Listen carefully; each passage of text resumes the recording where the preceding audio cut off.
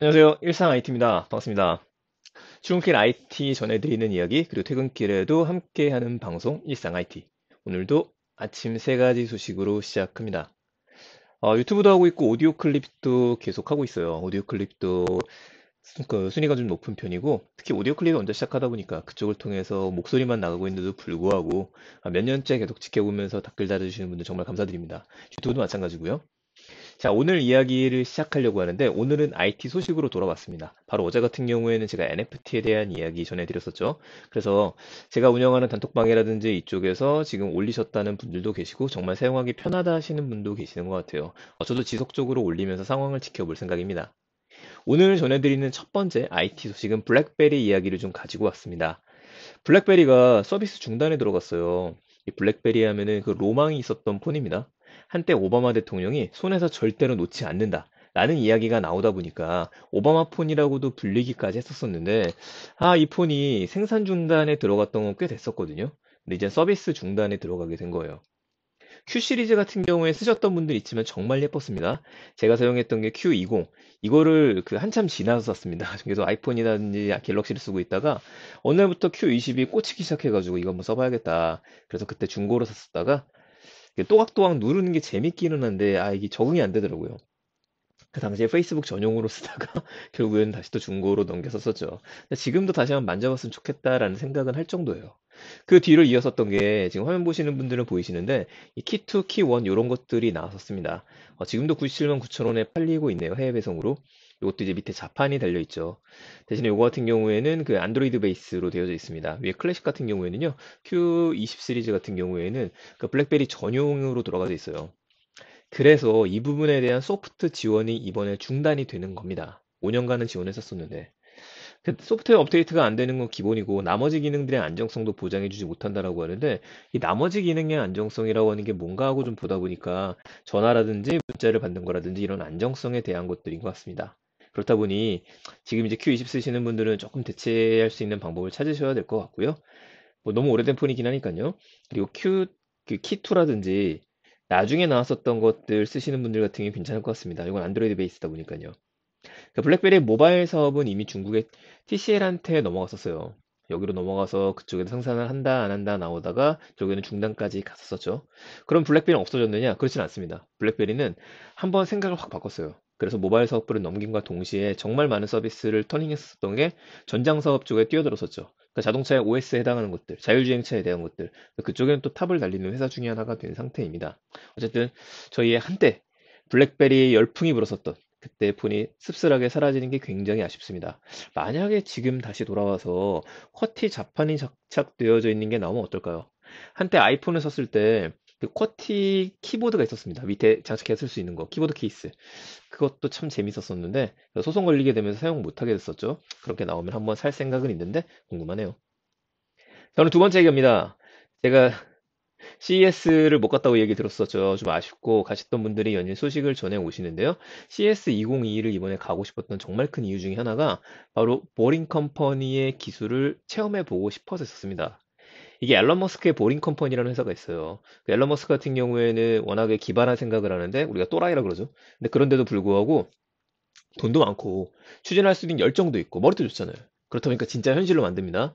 보통 우리가 차를 타고 이동을 할 때 차 막히면 어떻게 생각하세요? 아마 저랑 비슷하실 거예요. 운전하다가 이게 막혀. 차 놓고 올 걸. 지하철 탈 걸. 요 이야기를 하는데 앨런 머스크 이렇게 생각하는 거죠. 그럼 지상이 막히니까 지하로 뚫으면 될 텐데. 요 이야기를 하면서 만드는 회사가 보링 컴퍼니였죠. 자, 이 회사를 만들겠다 선언을 했었고 실제 만들었습니다. 이게 터널을 뚫어주는 거예요. 터널을 뚫어서 이동을 하는 건데 뭘로 이동을 하느냐? 원래 이게 하이퍼루프라 그래서 진공 상태로 만들게 되면은 정말 빠른 속도로다가 우리 예전에 영화 보시면은요 진짜 오래된 영화 중에 허드 세커드 레인 이런 것도 있거든요. 그럼 보시면 과거에 이 진공관에다가 편지를 넣고서 뽕 누르게 되면은 한 번에 나가잖아요. 그 여러분들 빨대에다가 휴지 뭉쳐서 꽂은 다음에 훅 불면은 날아가는 거, 바람총 같은 것들. 자, 이런 효과를 만드는 게 하이퍼루프인데 이건 하이퍼루프는 아닙니다. 진공 상태로 만든 거 아니에요. 그냥 지하에 터널만 뚫은 겁니다. 터널을 뚫었는데 이 터널이 테슬라 차, 그러니까 승용차가 지나갈 정도의 크기로만 되어져 있습니다. 이거를 뚫어 놓은 게 라스베가스 쪽이에요. 라스베가스는 컨벤션이 워낙에 많다 보니까요.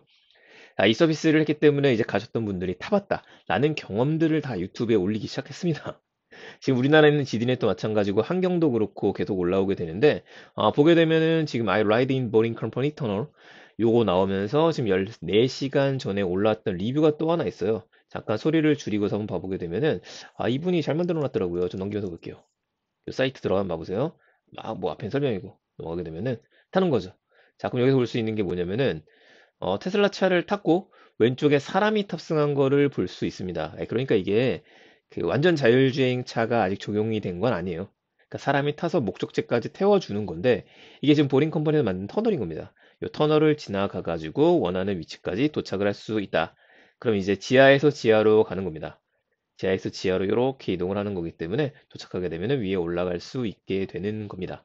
잘 만들어 놓은 것 같아요. 그래서 웨스트, 사우스, 노스라고는 세 개의 큰 컨벤션으로 운영이 되다 보니까 여길 지상으로 이동하게 되면 사람들 부딪히고 그러잖아요. 그냥 다이렉트로 밑으로 가게 되니 거의 5분 정도면은 이동을 할 수 있고 3분도 안 돼 이동할 수 있다는 것 같습니다. 총 62개 정도, 2대 정도의 테슬라 차량이 정차되어져 있고 요게 운전을 해준다라고 하네요. 나중에는 그 공항에서 컨벤션 센터까지 바로 지하 터널을 뚫겠다고 합니다. 그럼 우리 보통 비행기 탈 때 생각하시면 될 것 같아요. 뭐 제주공항이나 이런 데 김포항 같은 경우에도 밖에 나가면 택시 쭉 서 있고 버스 서 있고 여기요 부르기 시작하고 카카오 기다리고 이런 것들이 있는데 그거 할 필요가 없다. 깔끔하게 이동을 할 수 있을 것 같습니다. 나중에 꼭 가보고 싶은데 우리 또 그 생각이 들죠. 아니 지하 터널을 뚫었으면 그냥 지하철이 다니면 되는 거잖아요. 혹은 무인으로 운전할 수 있는 모노레일을 넣어서 걔가 돌아다니면 훨씬 효율적이지 않을까요? 한꺼번에 많은 사람들을 태워서 갈 수 있으니까. 테슬라 차량 같은 경우에 많이 탈 수 있다고 하더라도 앞에 2명, 뒤에 3명 타면 끝이거든요. Y 같은 경우에 조금 더 탈 수 있다고 하지만 그래서 좀 효율적이지 않지 않나? 라는 생각도 들기는 하는데 생각해보면 지금 이런 거를 통해서 계속 지술 축적을 하고 있다 이렇게 봐야 될 것 같습니다. 운전하고서 같은 길을 계속 달리다 보면 지금은 사람이 타고 있지만은 그 데이터가 합숙되면 그 다음에는 무인으로 돌려버리면 되는 거거든요. 이건 역시도 무인 택시를 위한 시발점으로 보고 있는 게 아닌가? 이 생각 한번 해보게 됩니다. 우리나라도 이런 서비스가 가능할지 모르겠습니다. 인천국제공항 지하에 뚫거나 김포공항 지하에 뚫어가지고 도심까지 이동할 수 있는 서비스 충분히 가능할 것 같다는 생각을 하는데 그것도 언제 될지 모르겠습니다. 새로운 시도는 언제나 재밌으니까 지켜보는 걸로 하시죠. 자, 오늘 마지막 얘기입니다. 제가 오늘 특별히 이 잡스 안경을 쓰고 나온 이유가 있어요. 잡스 미스터그린 안경을 동그란 거 쓴 잡스죠. 엘리자베스 홈즈가 있습니다. 이 홈즈란 이름 때문에 저는 관심이 있었고 제가 홈즈를 워낙에 좋아하다 보니까 근데 이것보다 이 여성분 구글링하면 지금 나오거든요.